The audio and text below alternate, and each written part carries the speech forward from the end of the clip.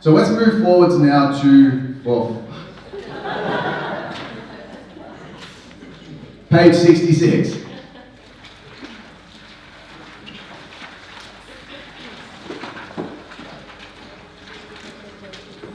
Love a foghorn in the next room.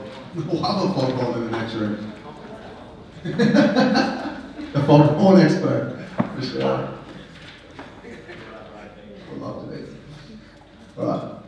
Awesome, guys. So what we're going to be doing is we're starting off with, I'm going to keep this up here as we go through all these principles today, just so we can come back to the big picture. It's easy to get sucked into the micro and just go, yeah, this is the thing I have to master. What's part of it? We need to be balanced across all aspects to get this right. Now, yes, Lou.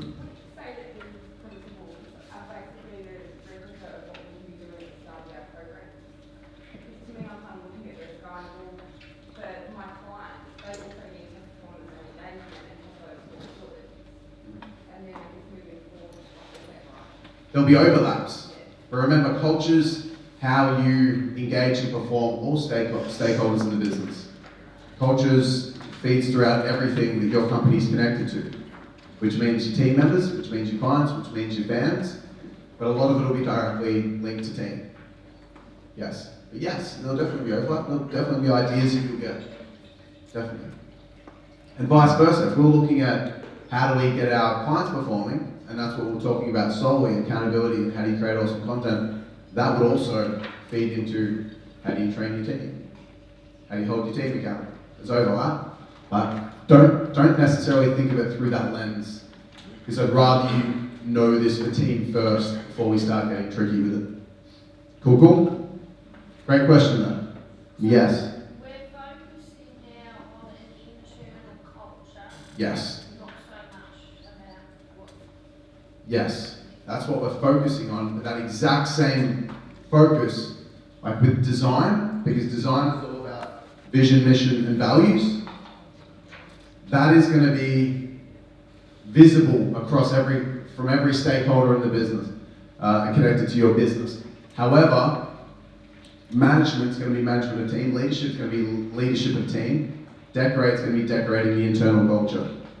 So if anything's going to go across to everyone and be relevant to more than just internal team, it's going to be the design phase that we do either just before or just after lunch, depending on time. Cool, guys? Yes, let's keep going. I have a question. What's the difference between engagement and dynamics? So engagement's the outcome, okay? Engagement's the outcome. Whereas performance and engagement are the outcomes we're looking for, whereas dynamics and mechanics are our inputs to control the outcomes. As in what we can control. So we are controlling the dynamics are what we have control over. We control the dynamics via design, thorough and effective design and decoration of the business. Whereas as a result of us controlling the dynamics via the design and decoration of the business, we will therefore boost engagement, which will be happiness score. Like how will the team rate being a part of your business in terms of what's their experience like? That's the outcome. This is what we're looking for in terms of outcomes that we want for team productivity, how happy they are, etc. Productivity, happy, these are the outcomes. So Dynamics are what we control internally. So the engagement part is the actual result. Yes. Not the result that they produce, but the result that is existent upon via engagement. So the more of the what's called intangible results from the team, whereas the tangible results of the team is the performance. Does that make sense to everybody? Yes. Yeah, awesome. Cool. All right, so first we're going to start with leading. Lead. So how do we lead? How do we nail leadership within a business? How do we lead our team effectively? The problem is, and this is, oh, that's an angry cat. This is why I don't like cats as much as I like dogs, because I feel like they could just be angry for no reason at all. Look at this guy. For no reason to be angry. He's just chosen to be that way. The first problem that comes up if you don't lead well is you're coming across as the bad guy. And like I mentioned earlier, no one in here wants to be the bad guy, especially because we're all pretty much pleasers, to make it worse, but including myself. No one here wants to be the bad guy. No one tries to be the bad guy. Yeah? How much do we care about our team? So much. You know, if our team's not happy, it's devastating. If our client's not happy, it's devastating. We actually give a shit, believe it or not. Everyone in here really cares about their clients and their team. However, you will be the bad guy if you don't lead properly. And this happened to me. Going into the office like a fucking showdown, a Western showdown every day, when you're just fucking trying to help. You're trying to care. It's like your mum feeds. How much does she care about her team? A lot. Yeah? And because she doesn't have this right, she's not leading properly, she's the bad guy. She's that cat. This is your mum.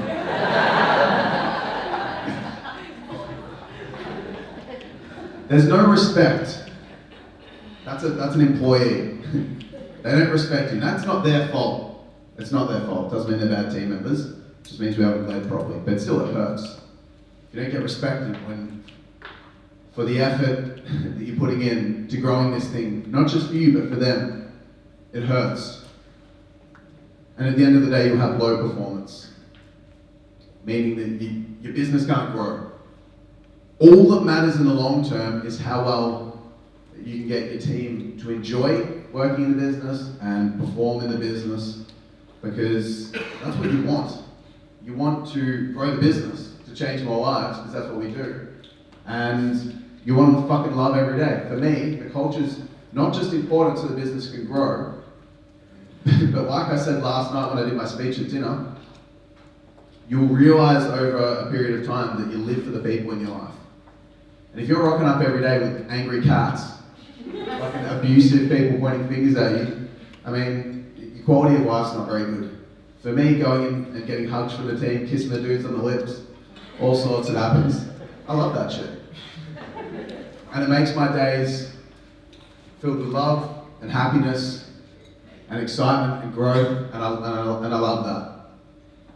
However, when the culture was bad, because I was a bad leader, it really sucked, because the quality of my days was filled with pain and small degrees of hate. Yeah, seriously though. Not from me to them, because I was trying to love them, but from them to me, and I didn't understand why. This is why. You'll experience it if you don't do this right. If we get leadership right though, you're gonna be loved. That baby will be you, nursed in the arms of your ever supportive team, and they are combined to become a mother. Okay, that's right. Oh, that's how it's gonna feel. You'll be respected, thoroughly and properly respected by your team, and you will have high performance. And that's what we want. It feels great, it really does. And again, the quality of your days becomes fucking amazing. All right, so let's get to the principles here. This is super, super important. So are we all on page 66? Yes. Awesome. So you're gonna have to take notes for this stuff because it's gonna be so new. You really will have to take notes on this stuff because it's gonna be so new to everybody here, like it was for me. I was used to getting everything right in business. And when I started learning about culture and management and team, everything I said was wrong. Seriously, it was a nightmare for me. Everything I said was wrong. The first thing that we need to do well is we need to lead by example. And I know this was mentioned by Karen Oates. Originated from New Zealand. Been trying to convince us to go to New Zealand for a few years now. One day, Karen, one day. Nestle amongst the sheep. There's warmth in New Zealand. Oh, don't you? Well, now I'm never going. So that was the one reason I wanted to go. Cuddle up to the wall. Be warm. We need to lead by example, and that's in two aspects. internally to work and externally to work. Now we're talking about high class, crazy leadership here. We're not talking about normal business leadership. We're talking about being a fucking amazing leader. A leader that everybody looks up to and respects, not just for how well they put together a spreadsheet, but for how well they make love, for how well they work out, for how much they're respected by their family. We're talking about proper, thorough leadership here. Being a role model across all areas, internally to the business and externally to the business.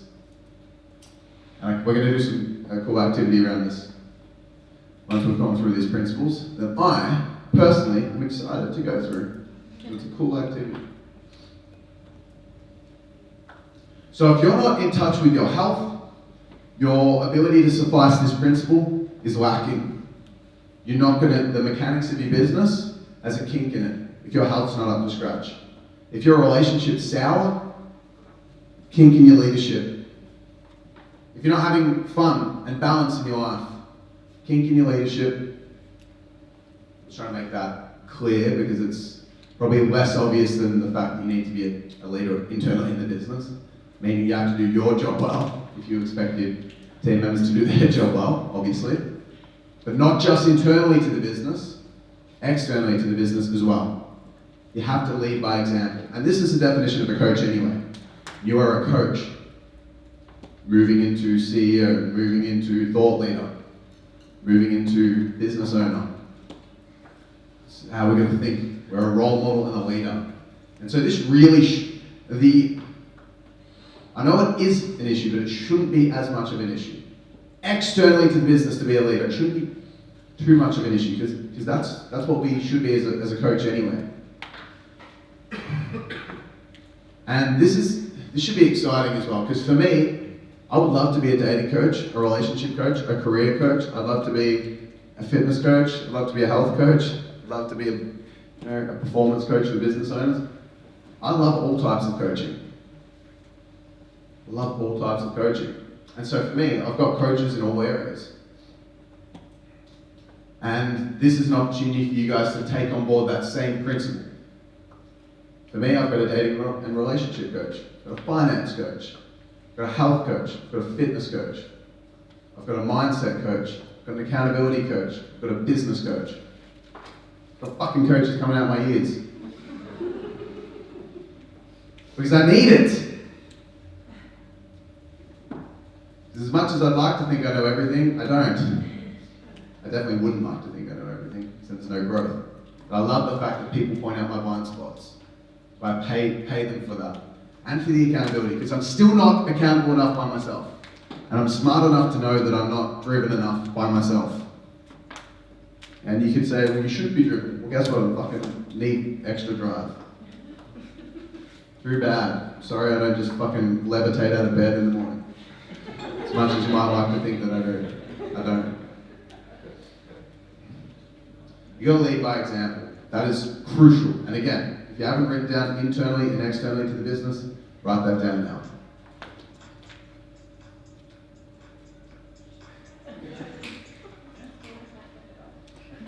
That's a shame. Loving leadership. With the way that you lead to your team, you need to be able to communicate in a way that brings forth care and strength. The way that you communicate with your team, you need to be able to operate in a way that communicates care and strength. And that's not just with communication verbally. The meaning of the communication is the response it elicits. Write that down. The meaning of the communication is the response that it elicits.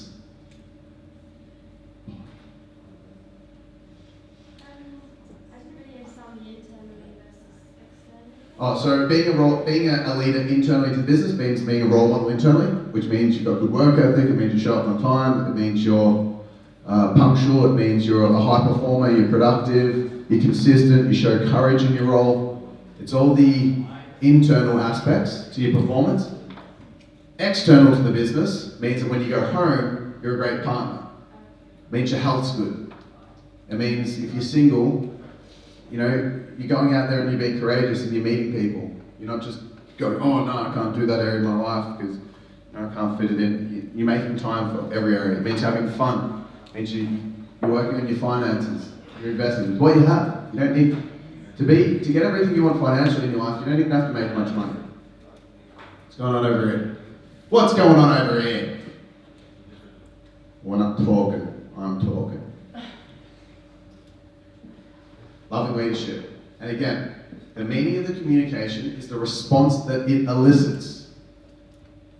Meaning that if I'm talking to you guys and you don't get it, even if I feel like I said it eloquently, it means shit, because you didn't get it. So the communication was bad, because you didn't understand it, because the response it elicited was, what? And the same token, when it comes down to being a loving leader, loving leadership, it means that you need to communicate with care and strength, directly, verbally. But the response that you get from your team needs to come from a place of, it needs to show, they need to feel that you care and they need to feel that you're strong. They need to feel your strength and they need to feel your care. So it's not just your direct verbal communication, but if you were to survey your team, you'd want them to say, he does give a shit and he's strong. That's the response. And that doesn't come just from saying, hey, I care about you a lot to get your work done. It comes from a place of you actually being there when they need your help, pulling them aside if something happened and saying, is everything okay? Being a good leader means that you're creating the feelings of care and strength from you to them. Care and strength. Care and strength. Direct communication and indirect response. Does that make sense, guys? Yes or yes? Yes! But even if it didn't, you only had one option. I was to say yes, which means the meaning of my communication was spot on.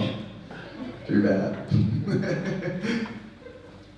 That's how you set yourself up for success, guys. Across everything. I want you guys to write down right now, use the pun, the 5 aspects of business. The 5 aspects of business. Marketing. Sales. Delivery. Your course. Operations. Systemization, processes, and team. HR. And finance.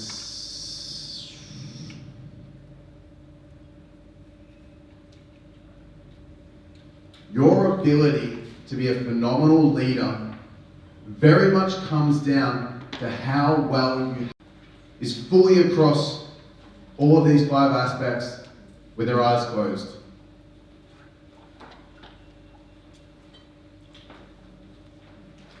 This is so freaking important. Each and every slide that I go through today has so much importance on the culture. It's a very thorough day. You guys are learning a lot. You're getting a lot of fucking value today. If I could have had someone teach me this 2 years ago, I would have kissed them. That's all I'm going to say.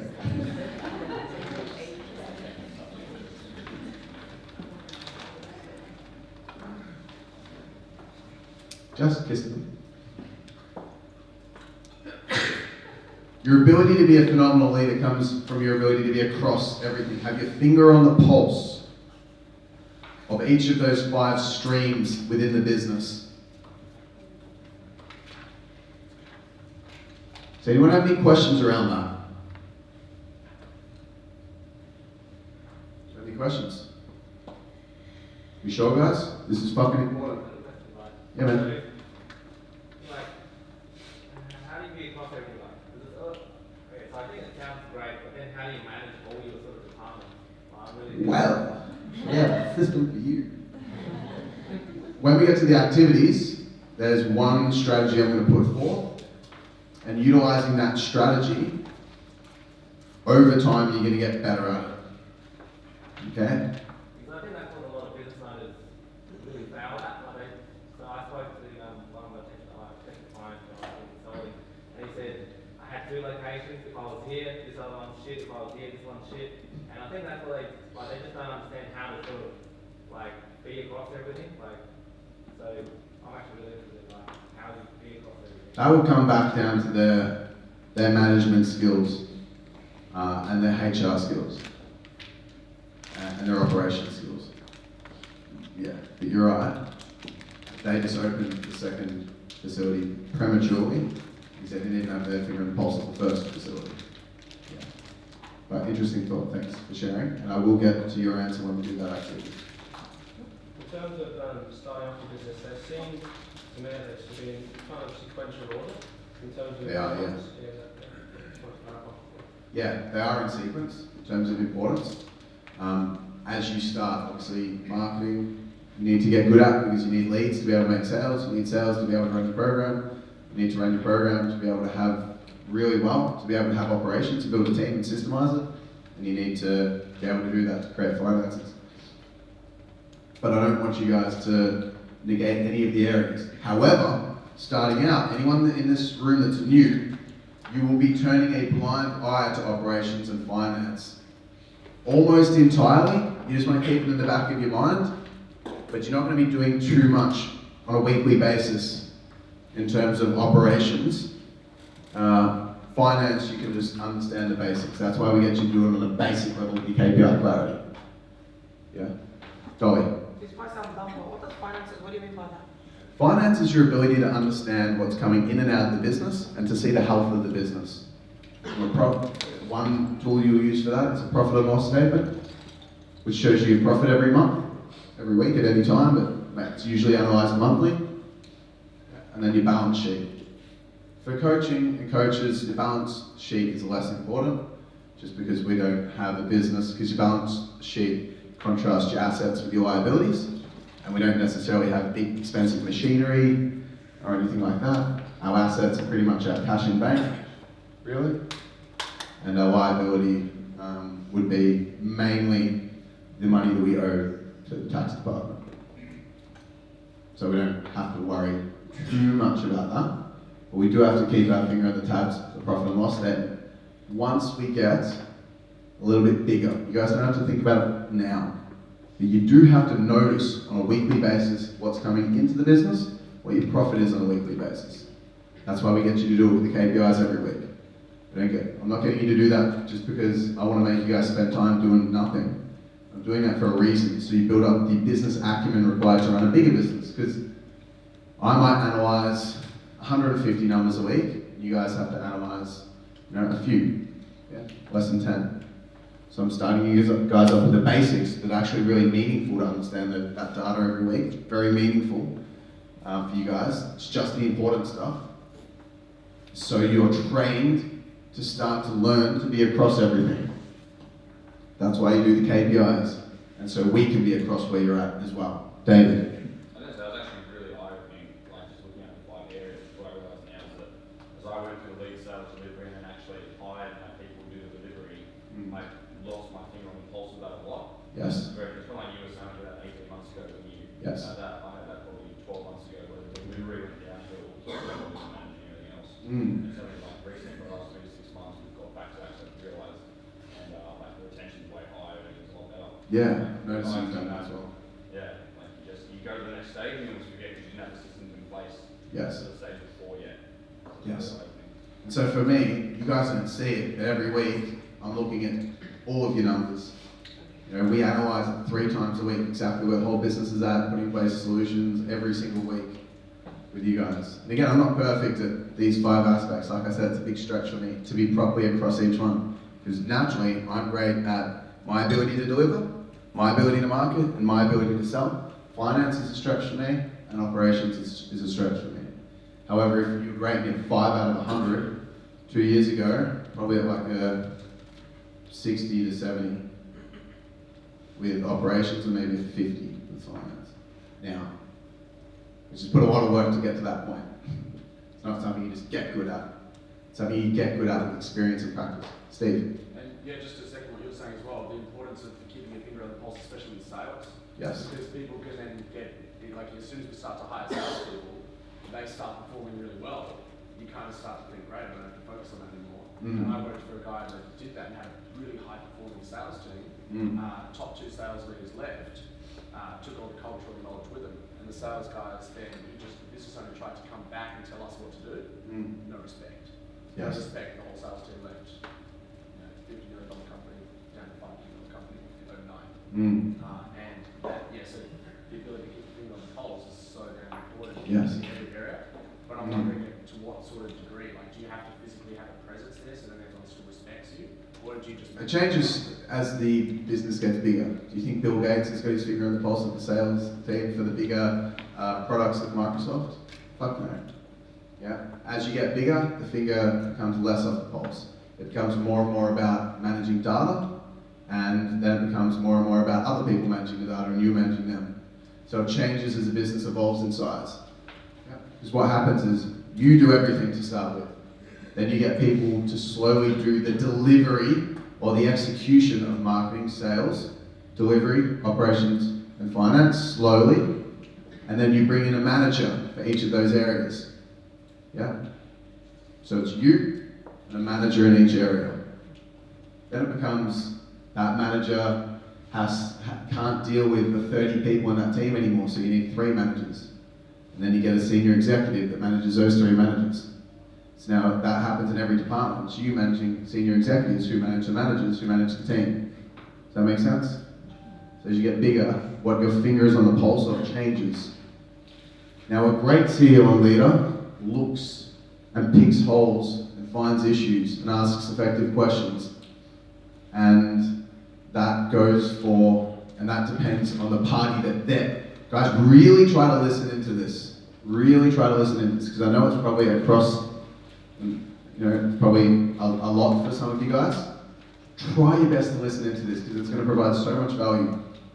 It's really going to make a difference in the long term. I wish I'd been educated on this right before I started, like with where you guys are at now. Because you're going to have to reiterate it when it comes time to building a team. But the fact that you guys can get it in your mind now, then when we go to reiterate it, it's going to be a lot easier to take it on board.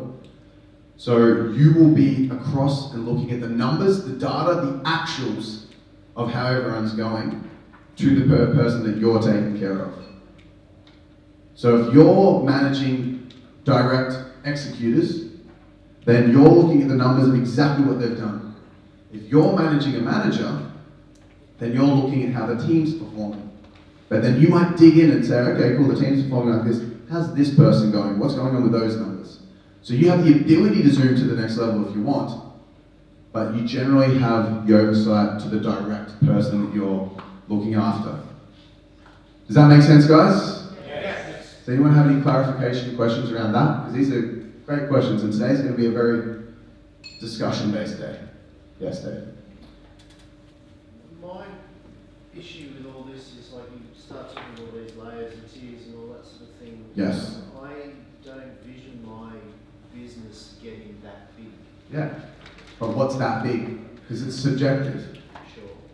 Yeah. And Do you visualize yourself selling forever? no. Yeah. So you do visualize yourself utilizing this. Yeah, yeah. But whereas I'm sort of thinking between a 10 max or something like that in the future. What happens when you have 10? 40 or, Might change. yeah. Might not. Who knows? But this is relevant if you've got one team member. This is relevant if it's just you. It's the same principles applied on a different scale. So don't think for a second it's not relevant because Steve's looking bigger. Oh, I'm not saying that it's not relevant, but then... Yeah.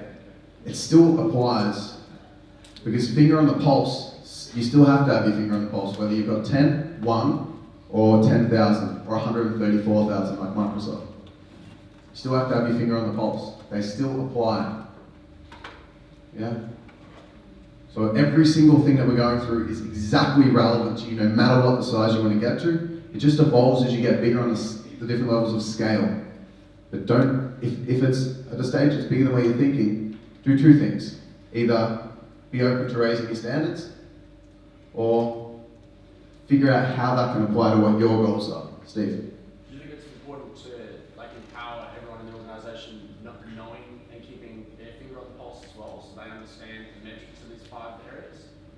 Not the 5 areas, their area. If you were training a CEO, then yes. If you're training a sales leader, then they need to know their KPIs. Have a 7-figure business that they maintain themselves, which is going to be a lot of work for you. So there's 2 kind of ways you can set up a business. It can be lifestyle centered, where you want to set things up, chill, and just not really have to do much. And that's like a freedom lifestyle business, and you can do it 3 to 5 employees, that's possible. Or you can go for a growth centered organization, which is more driving for good long-term growth. Doesn't mean you don't have lifestyle and balance on both of the equations, but one person I find usually is moving away from what they want to do. Moving away from what they're doing, and some people are moving towards what they're doing. Now for me, I'm more growth centered obviously, and most people, when they sell freedom lifestyle businesses, their target market are employees that hate what they do. So the idea of coming into a business where they don't have to do anything is what they've always wanted, because they hate what they do. Now if you love what you do, one of you guys are going to focus more towards the growth. Now if you're not, that's okay. You don't have to be. But 3 to 5 person team, that is very easy to manage once you get really good at management. Above that becomes harder to manage if you're trying to maintain a 20-person team. It's going to be a lot harder to manage. However, if you're always escalating, you're always putting in place the next layer that you need to continue to grow and develop. By the way, as your business gets bigger, the quality of it gets better. It can't survive otherwise. Don't think for a second as your business gets bigger, the results get worse. They get better. It's the only way it's possible. Like if I look at Jack's business, with the Entourage, their client results and their client happiness score is slightly better than us. Ours is actually pretty awesome. With all your ratings and stuff. What is it? So I'm going to talk. We actually overtook Entourage.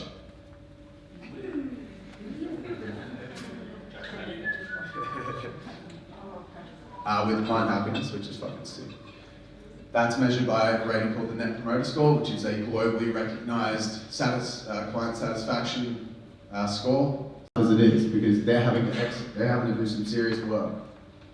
So you don't ever, they've got no idea what happens in the sales area, or they do. They can see how the sales team are performing, but they just won't want to know all the intricate details, because it's just going to make their life harder. Yeah. Yeah, Lisa.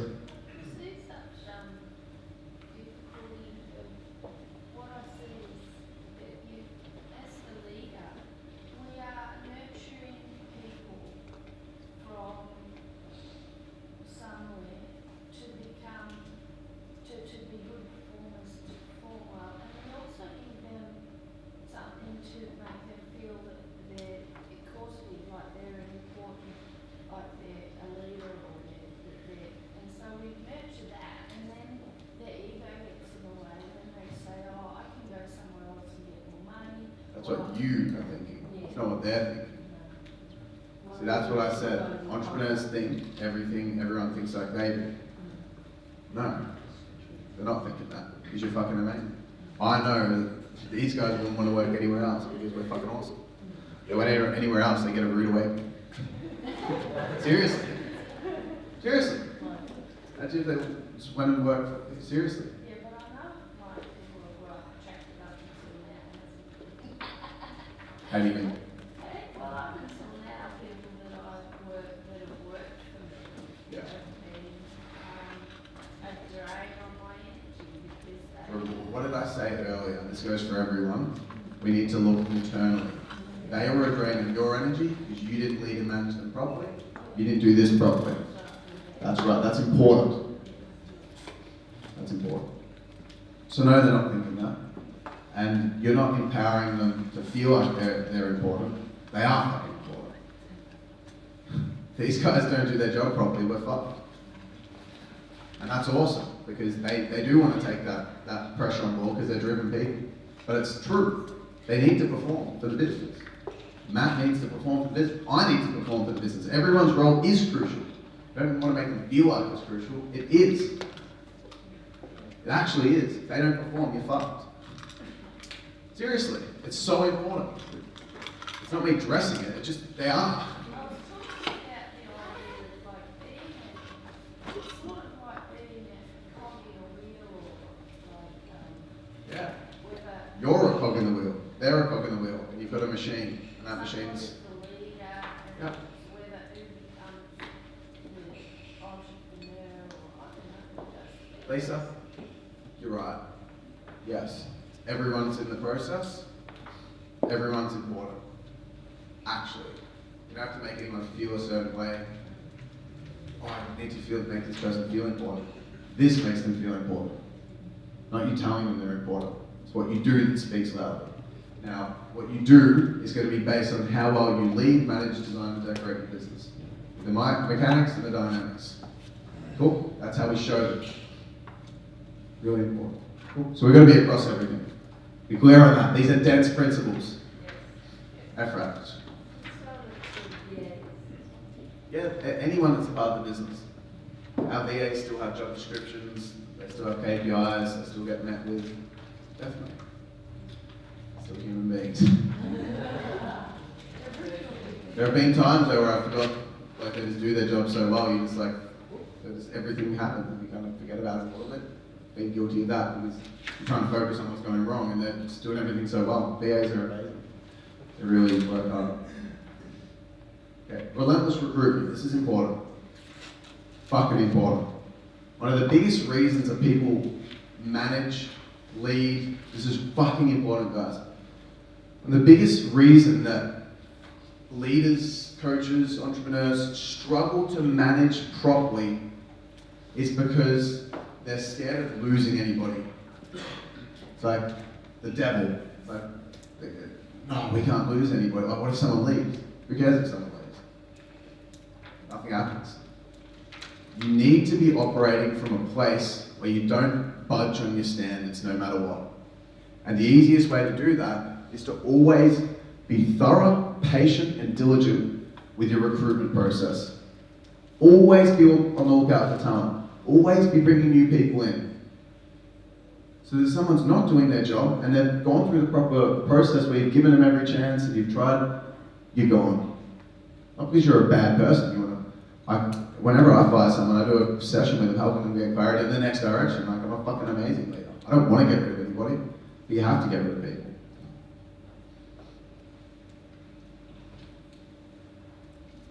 You have to if they're not performing. You can't budge on your standards. And I used to hold on to people because I couldn't be bothered recruiting to a certain degree. I wasn't skilled with recruiting to a certain degree. I was a pussy to a certain degree because I didn't want to get rid of people. And I didn't want to let people down. If you kept them on board with low standards, you're letting them down because they're not going to get a wake-up call. So you need to be thorough, active, and diligent with your recruitment. Really, really important. Because you got to trust me on this. Keeping somebody on that you know in your gut's not doing the job, for the sake of keeping them on, will destroy your business and do so much more damage than it will to have a gap when you don't have anyone in that position. You just have to trust me on that. It doesn't feel that way. It does not feel that way. It feels like getting rid of this person, then I don't have a salesperson, then I don't have a coach. Doesn't matter. Doesn't matter. You'll figure it out. You get somebody in that's better, and it's going to help grow the business. And you maintain culture.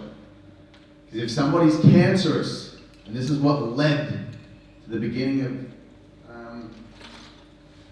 things going backwards for us, fucking apocalypse, and winning international, a bad culture, where for me keeping someone on that I really believed in, I really wanted to do well, it was a cancer. Bad attitude, subtly or behind your back, and then low performance. And I didn't know culture meant performance. I thought culture meant they're smiling. This person was so nice to me, and bad to me behind my back. And then a low performer as well, and I kept them on. and then that drop the standards of everybody else. Yes, Lorraine? If you find yourself in that position, how do you keep them on? I mean, obviously we have discussions. Depends on the severity of what they do. They do something that's intense, like they like bad mouth you. Yeah, they sabotage. Exactly. Any intense stuff like steal a client or something intense, go on straight away. If they do something that you can tell instantly creates a sign this was way too far, it's like crap. That is not something that even. That's non-reversible, and I don't feel like I can help this person move forwards. See you later. If you get a really strong gut feel, see ya. If they do something and they slip up with their performance a little bit, because they haven't been trained properly yet, or still in the learning process, that's fine. Just have a chat to them about it. Have the chat. That's the key. Have that conversation. Don't ever have a problem without talking about it. Do you have that documented, what mistakes are and what you will and won't, and at what point you will let someone go? So do you have that really clear? I have really clear what's important to get done. Yeah. From a job description point of view, here are your responsibilities. Really listen to this, Scott. It's big for you, this whole thing, because you'll be hiring soon. And I'm very clear on what performance looks like. And I'm very clear on the fact that if you don't perform, you're not going to stay in the business. No hard feelings, but to be here, you have to be a top performer. That's pre-framed and seeded throughout the whole recruitment process. And it's true. It's true. Okay. So, could somebody summarize for me what this slide means and the importance of it? Who's game? Yeah, go for it. That recruitment doesn't mean just recruiting, it means letting people go when they're not right.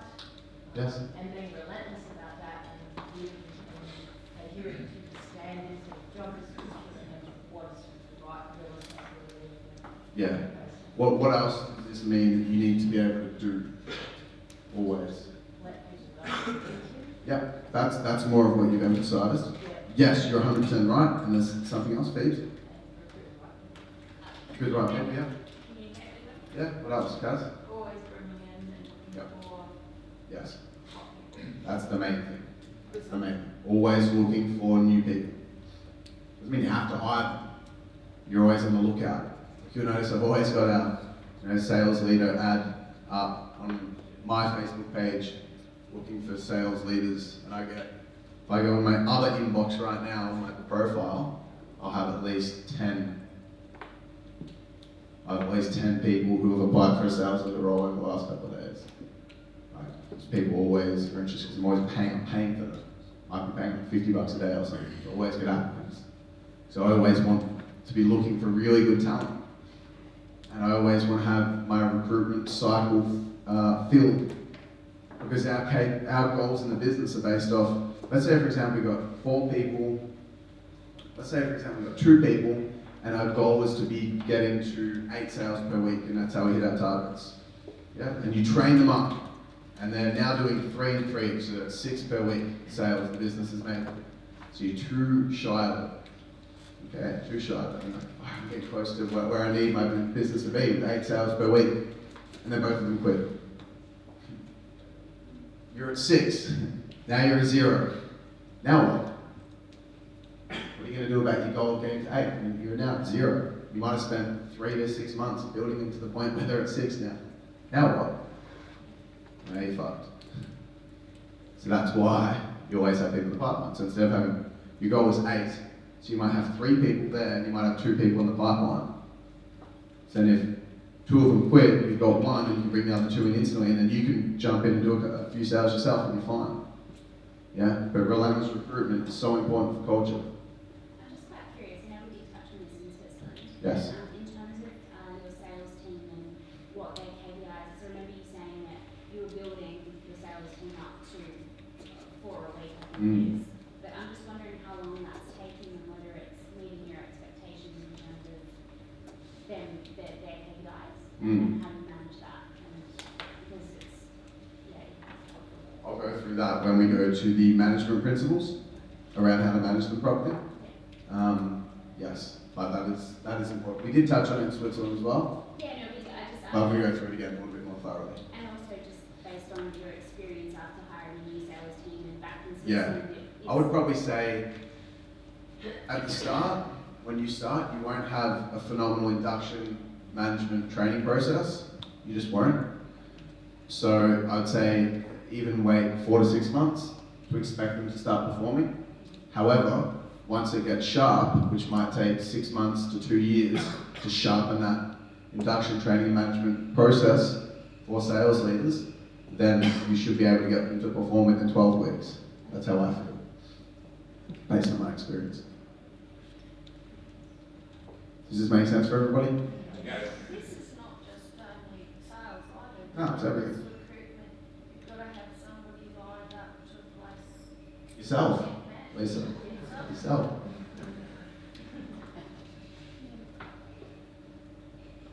Awesome. Communicate crazy. When I said if you've got a problem, you mention it. That is this. Now there are two main types of rules within a business for the team.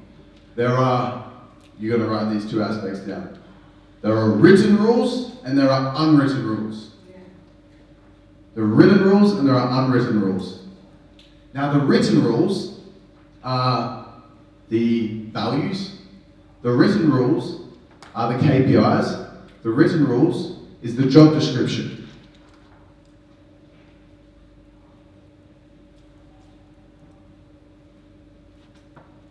Values, KPIs, job description, creeds you might have in the business, stuff like that. That's written down, it's clear, that's, yeah.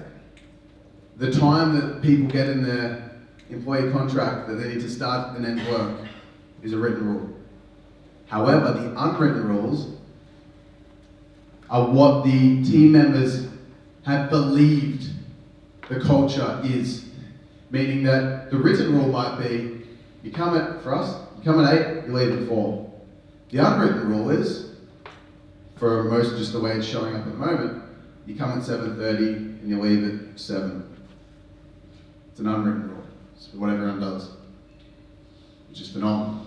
It's phenomenal for us. Sometimes 9:30, sometimes 10. Wacky leads the culture in a way with work ethic. That's an unwritten rule. The unwritten rule is, if I'm late, that's fine. No one tells me off. No one's ever said anything to me, so I come late every day now. Doesn't say that in the contract. It's an unwritten rule. It's what's been made to be acceptable or unacceptable based on how they've been managed and spoken to dynamically about what's going to happen. Do I get disciplined? Is it an issue? Can I get away with stuff and just keep my job no matter what? A lot of people get, crap, I just saw someone get fired because they didn't hit their KPIs, better get my head down, bum on. The unwritten rules are more important than the written rules. I'll give you another example of when this is important. A system. Now I've created hundreds of systems. Hundreds. Written down amazing systems that don't get followed. Because management skills, shit. Ability to write a system, great. Means nothing. And this is a whole other topic altogether because we will do a systemization or a processes intensive over the next 18 months. You guys will probably need it then, more than you do now. However, process needs accountabilities attached to it. So a system just saying do this is not that important. The system also needs, and if you don't do this, here's what happens, here's how it happens, here's who is accountable to it, and here's how it comes back to me with a report weekly. It needs that extra level of accountability is tied into the system, not just the system itself. And that's how, but that, again, that's off topic like I mentioned. There are written and unwritten rules. Now, the way that you control the unwritten rules is with your communication. The way that you control the unwritten rules is with your communication. And the best way to communicate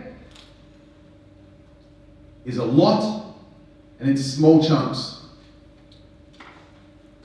It's frequently in small chunks, meaning that small things matter. Small things matter. Write that down. Small things matter. If somebody comes late and you say nothing because you're a pleaser, well, now the unwritten rule is if I come late, that's fine. So every day, come late. Then that person comes late and then someone else starts coming late because it's, cool, I didn't realize there was an unwritten rule and it's fine to come late. Now everybody comes at 8:05 and leaves at 3:55. That's an unwritten rule that you've created because you didn't communicate it properly. It's fine that I don't hit my KPIs because nothing happens. So you need to know what you want the business to function like, and whenever something bothers you, you need to mention it. Exactly the same in relationships. Frequently and in small chunks, communication. Danny and I are masters of this. We've got a problem, we just tell each other. Then we punch on for 5 minutes and we're done. She always beats me. But seriously, you need to make sure that you're mentioning the small things, even if it's uncomfortable to do so. It makes all the fucking difference. And instead of just because what's going to happen is you won't mention anything, you'll then resent that employee for doing things wrong. Or you mention something and they apologize and they stop acting that way. What would you prefer? We'd prefer for them to apologize and then work harder and work better and work with better engagement-based culture versus resenting them for something they didn't even understand was a problem. It's not their fault if they're adhering to the wrong unwritten rules, because you created the unwritten rules. Write that down. You create the unwritten rules with your communication.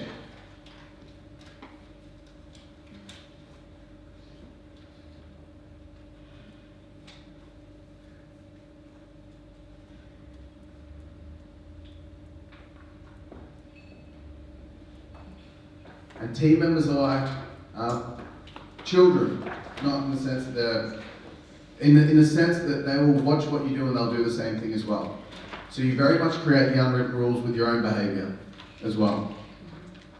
So the two ways that you form the unwritten rules is with your own behaviour and your communication around their behaviour.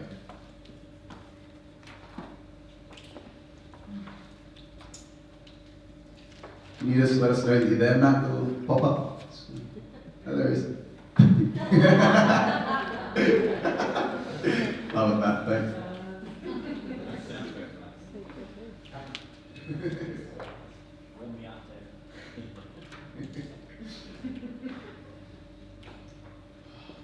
This is good stuff, guys. This is stuff that I wish I knew at the start, seriously. It makes all the difference. Because without it, again, this is what happens. Your business fails. That's all. It's the best way I can summarize it. Just fucking fails. Because you're resenting your team, they're not doing it because you fucked the unwritten rules. No one even knows what they're meant to be doing because you don't have job descriptions and KPIs. No one's performing. They're kind of like hanging on and happy, and then they hate you, and then they leave, and then your business is left at square one, but you don't want to start selling again, and fucking the whole thing just goes down. So just do this shit, please, for your own sake, for my sake. Please. Makes all the difference. So communicate crazily all the time, little things. Hey, just be mindful of this next time you do that. Small thing, you're doing a great job, just check on that. Yep. Really quick, 2 seconds. You have to mention it. And next time you get off a booking call, I know sometimes it's nerve-wracking to get on the next one, but just don't waste any time. Don't put the phone down. You're just going to make it harder for you to hit your KPIs. I don't want to see the phone go down in between calls. Just straight to the next dial. Make it easier for yourself. And then when fucking do it. Because you've mentioned it. And this is not easy to do. But it's easier than not doing it. I can tell you that. If you don't do it, the business doesn't perform. No one performs and no one's happy. So it must be done. Fuck yeah. Solid as hell. Alright. So guys, let's move forwards to an activity. Now, all I'm going to do here, let's skip forwards to the next one. I'm going to explain this first. I just created the idea for it. Thank you for executing, you beast. And it is a way to keep tabs on everything. Who was it before that asked, how do I keep across everything? It was, yeah. So, this is how. This is how you keep tabs on everything. So there's two ways you keep tabs on everything. One is having really good reporting across everything, so write that down. Right, go back to the slide just quickly. Actually, it's really important. So how do you get across everything? Know the numbers for every department. Just write that down quickly. Know the numbers for every department.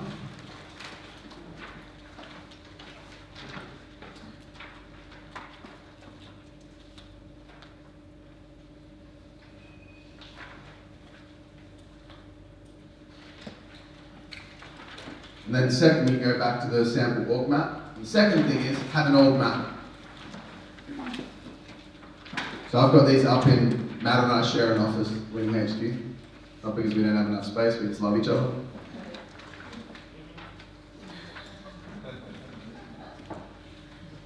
And this is up on the wall now. And what it allows us to do is to not forget about things. Because we look at it all the fucking time and it tells us all the aspects of the business. So you don't lose tabs on other departments. So there's one for every area: marketing, sales, delivery, operations, finance, and then there's an overview. So you might be saying, well, how do I create this for mine? Well, you look at ours, because we've got a coaching business, and you just copy it. And then you just remove the things that are just relevant to our business with our program features and the way that our marketing strategies differ to yours slightly, and then you sub yours in. This is so fucking valuable. In fact, I suggested it to Jackie Dean. He's like, fuck, that's gold. So he's doing it for his business as well. Because it allows you to have a visual scope of every single aspect of the business upon glance at any time. So on a weekly basis, yes, Alicia? A soft copy. We can put up the PDFs. Yeah, we can do that. Because I can't read them at It's okay, Lisa. We've got the soft copies. Keep free.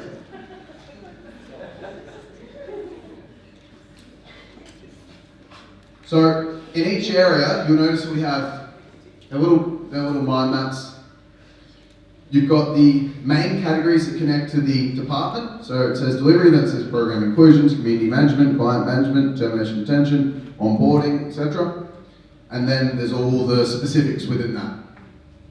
So what you'll do is on the overview one, you'll have each of the departments and just the overarching categories. If you want a real bird's eye view and just a quick glance across the whole business, you can look at the overview org map. And then if you want to zoom in, then you look at the specific department's org map. And that gives you a quick the reason this is valuable, guys, is because, again, if you lose tabs on what's happening in a department, it starts to drop. Now, that doesn't mean you're going to have to keep tabs on every single thing forever, because remember, you're going to have people that are keeping tabs for you. Now, if you've got a goal to have a team of 10, Dave, you'll always need to keep all tabs. So these are going to be really important for you. However, you might get to a point where you train a CEO, or an operations manager at the very least, or a COO that can take care and just be subbed into your position, and you can just do your thought leadership stuff, and then they can take care of this, and then they will have to be across everything. Like when Steve said, does everyone have to be across all this stuff? No, unless you're training a CEO. However, this allows you to very easily keep tabs on everything. As well, and married with the idea of reporting, knowing the numbers in each department, knowing the numbers of each person. If you've got a small team, each person is each department. If you've got a larger team, then each department is separate to each person. If it's you, it's just knowing the numbers of each department. But doing your KPI clarity is a great place to start. Okay? So now what we're going to do is we're going to go back to one page to lead like this.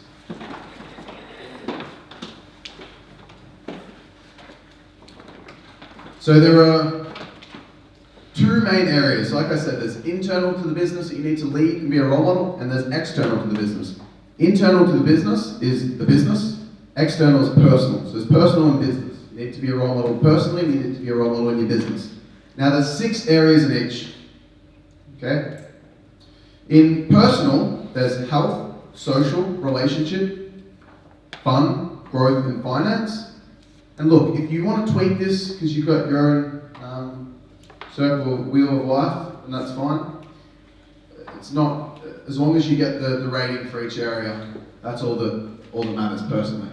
But from a business sense, you've got courage, so your ability to go outside your comfort zone and do things consistently. You've got why is that important? If you're trying to lead, why is that important to have courage yourself? For culture. Yeah, probably the best thing, the non-lose answer. Yes, 100% for culture. You want to be a role model for them. Yeah, so that when you're doing it, then they can do it. Because if you're not showing courage now and you're not getting on the phones, then when you've got a sales lead, how can you ask other people to have the courage to get on the phone if you can't get on the phone?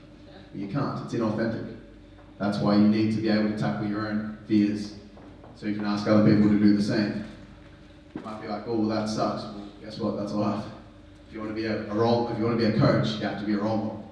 You just can't escape that, which is great, because you can become better and stronger and happier and more proud of who you are, therefore more happier. If you are living in accordance with what you know you need to be living as, with your own values, beliefs, and standards. Everyone's got a set of values, beliefs, and standards, and if you're not living in congruence with them, you don't take pride in who you are. If you don't take pride in who you are, you're not happy. That's how happiness is formed. So the gap between what you know you should be doing, values, beliefs, and standards, and where you are, is the gap between the greater that is, the less happy you are. The more you close that gap, the happier you become, because the more pride you take in who you are. So this is important for happiness, but it's also important for culture. So from a business sense, so you understand each of these aspects, courage is your ability to go outside your comfort zone. Consistency is your ability to consistently show up, okay? Not waver from your focus, continually push forwards. Work ethic is the hours that you work. Productivity is how well you use those hours. Love is how well you show care within your business and how much everyone cares about you. And strength is just how well everyone looks at you as a leader and as a strong leader. Okay? So they're the business aspects. Personal health is mental, emotional, spiritual, nutrition, fitness, rest. Social is friends and family. Relationship is your intimate partnership. Fun is your ability to go out and really engage with your passions and hobbies. Growth is personal development and how well you're dedicating time to learning, having coaching sessions, going to seminars, reading, listening, and actually doing things to push yourself forwards.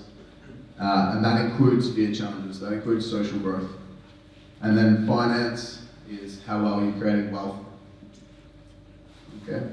Not business, it's how well you're creating wealth, network, etc. So, there are 10 squares, rectangles, to the right of each of these points. You shade the one that you believe you're at, from 1 to 10, in each of those areas. You're then going to circle the lowest in each of the categories and the highest in each of the categories. You're then going to know your biggest weakness and your biggest strength. Now, I want you guys tackling your biggest weaknesses.